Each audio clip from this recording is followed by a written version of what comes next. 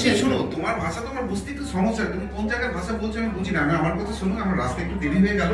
রাস্তায় কি পারে দেরি হইছে? হ্যাঁ তো আগে কবা না রিকশা না প্রাইভেট কার না হোক আমি বারবার বলছি শোনো, তুমি একটু সুন্দর মতো কথা বলো, কারণ আমি যখন মানে ভাষা শুনে আমার ভালোবাসা উড়ে চলে যায়। একটু সুন্দর মতো আচ্ছা আমি ভালোবাসি কথা বলতে আসি। শোনো, তুমি আমার একটু কল দিই যে তুমি নিত্য নিত্য কেন দেরি করে আমার একটু কল। আমি কি করব? আমি তোমাদের দেশে এখানে এত জ্যাম, আমি কি করব বলো? আরে তুমি আমার ভালোবাসতে হেলিকপ্টার বার করে নিয়ে আমার এটা। কাছে 1000 টাকার একটা নোট ছিল, না আমি ভাঙাতে পারিনি, রিকশাওয়ালা মাও ভাঙিয়ে দিতে পারেনি। দুই চার বাদাম খাইতে চাইলে সৈয়দ ফিরু ছিলা দেয় এরপর 1000 টাকা লগে লইছে মনে করে দেখা করতে। এ মাতারি, এ তুমি কি কও? মুই তোমার কথা কইনি।